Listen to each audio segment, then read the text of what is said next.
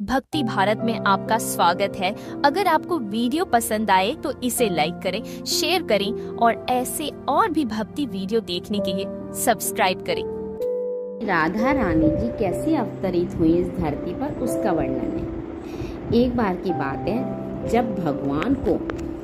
जब मोहिनी अवतार हुआ भगवान का, तो मोहिनी अवतार के उस रूप पर 33 करोड़ देवी देवता न्यौछावर हो गए। सबके मन में यह आया, ये जो प्रकट हुई हैं, ये हमको हमारी गृहिणी के रूप में अगर प्राप्त हो जाए। इंद्र वरुण सब देवता मोहित हो गए कि एक बार तो हमें देख भर लें, दृष्टिपात कर दें, उससे हमारा कल्याण हो जाए। परंतु उन 33 करोड़ देवताओं में एक ऐसे देवता थे जिनका मोहिनी के प्रति ऐसा भाव नहीं था।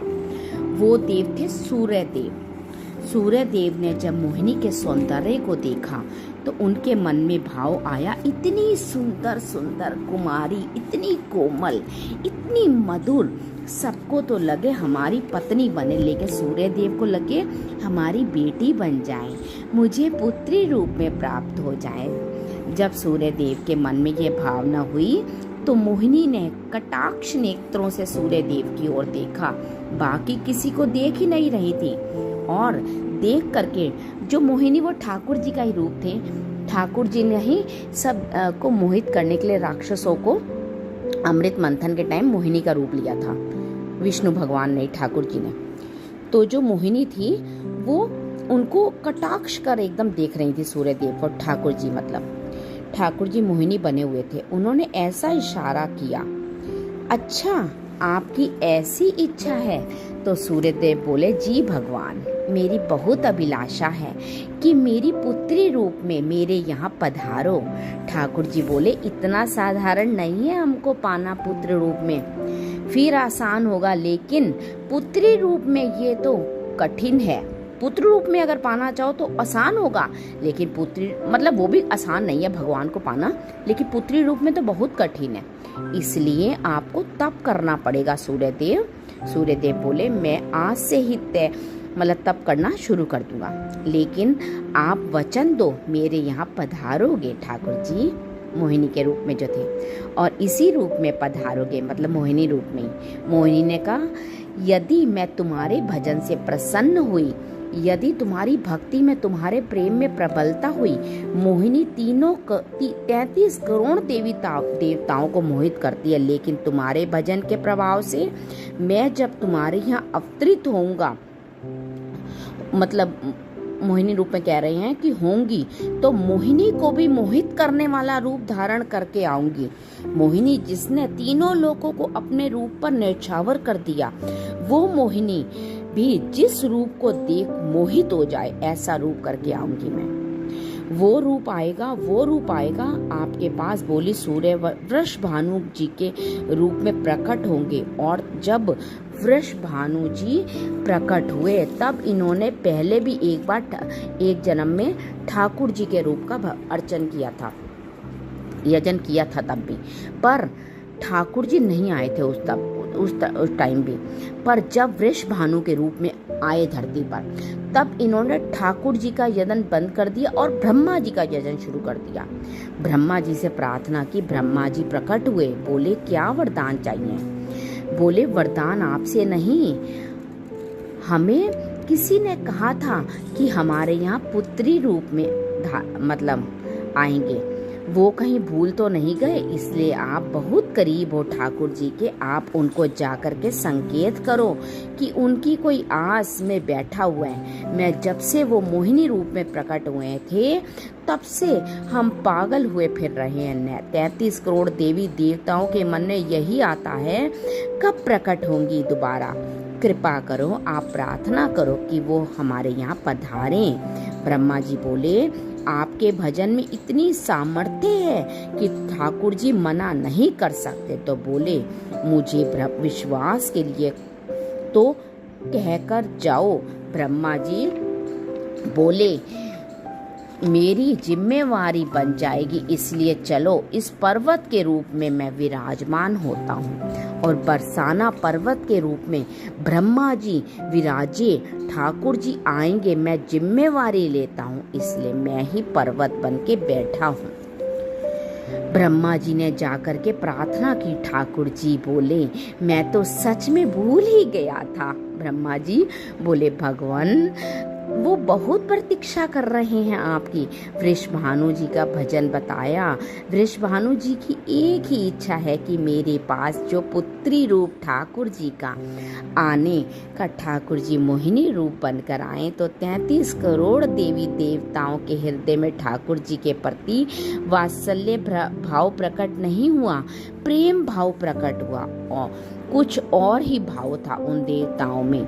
वृषभानु जी कह रहे हैं, मैं ऐसी पुत्री पाना चाहता हूँ जिसको देख करके काम नष्ट हो जाए, सामने वाले के हृदय में प्रेम प्रकट हो, निष्काम प्रेम, अनकंडीशनल लव जिसे कहते हैं, जिसका प्रसाद पूरी दुनिया को देने वाली पुत्री मेरे घर पधारे। स्वार्थ सिद्ध प्रेम सब करना जानते हैं, लेकिन निस्वार्थ प्रेम किसे कहते हैं? वो ठाकुर जी का शक्ति स्वरूप ही सबको बता सकता है। ब्रह्मा जी की प्रार्थना हुई ठाकुर जी से।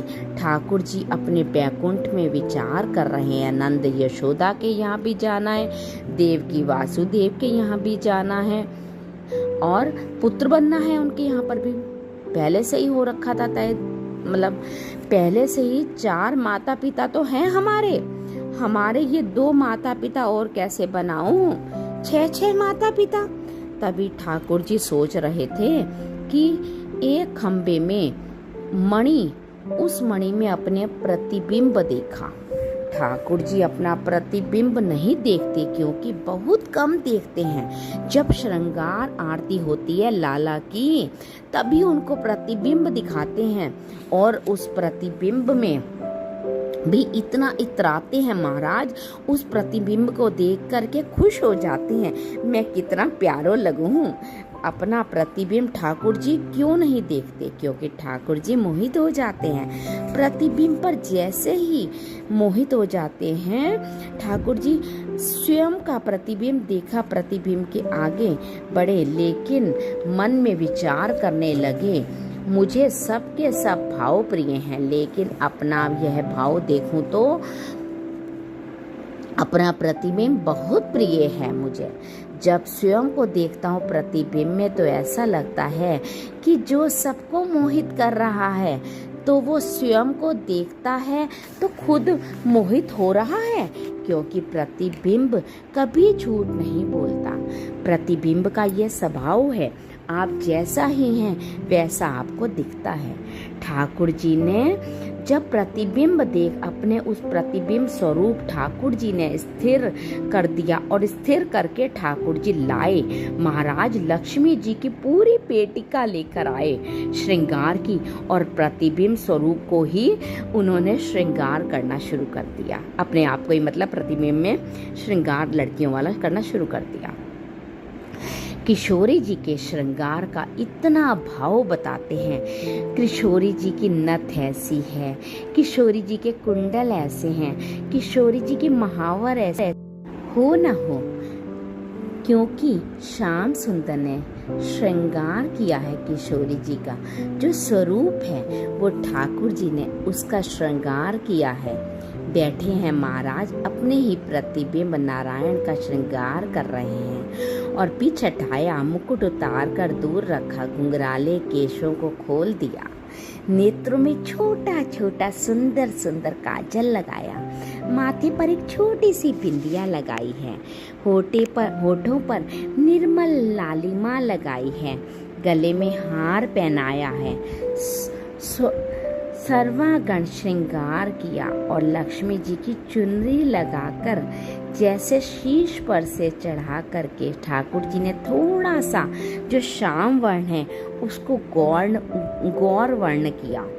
बैकुंठ के उस प्रतिबिंब में से मानो जैसे सूर्य चंद्र का एकाकार रूप प्रकट हो गया।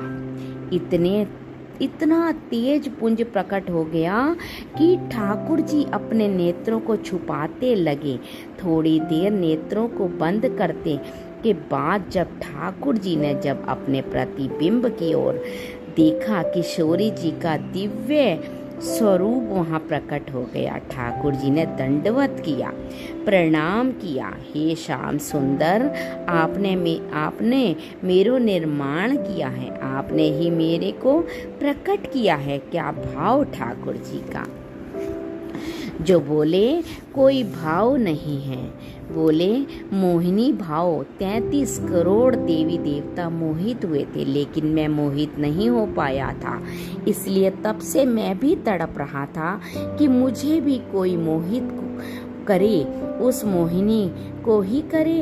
वो स्वरूप आप प्रकट हुआ है। धर्म की स्थापना हुई है, ज्ञान की स्थापना हुई है, भक्ति की स्थापना हुई, वैराग्य की स्थापना हुई, लेकिन अंत तो गत्वा इस संसार का सार जो प्रेम है, उसकी स्थापना का सार जो प्रेम है, उसकी स्थापना नहीं हुई। उसके लिए आपका अवतार धारण करना प्रति आवश्यक था। आप मेरी शक्ति हैं, आप मेरी आत्मा हैं। पूरा विश्व और पूरे विश्व को दिव्य चेतना की प्राप्ति के लिए दौड़ रही है कि आत्मा एक दिन परमात्मा में मिल जाएगी, लेकिन उस आत्मा में परमात्मा जो विद्यमान है, वो किशोरी जी उस आत्मा की तो परमात्मा है, वो ही श्री राधा जी। लोग उसके रूप को समझ नहीं पाए। किशोरी जी से प्रार्थना की ठाकुर जी ने कि आप पधारो और प्रेम की स्थापना के लिए आप सूर्य के ही अवतार वृषभानु जी के यहाँ अवतरित हों। तब किशोरी जी ठाकुर जी की बात मान करके वृषभानु के घर अवतरित हुई और वृषभानु और उनकी पत्नी कीर्ति के यहाँ अवतरित हुई। इस तरह हुआ राधा रानी का जन्म। राधा रानी कृष्ण का प्रेम है, वो कृष्ण का ही एक प्रतिबिंब है। कृष्ण के द्वारा श्रृंगार किया, स्वयं को श्रृंगार किया हुआ एक रूप है। राधा रानी जी सूर्य देव का जो नया रूप वो था जन्म, वृषभानु, उनकी बेटी के रूप में प्रकट हुई इस धरती पर।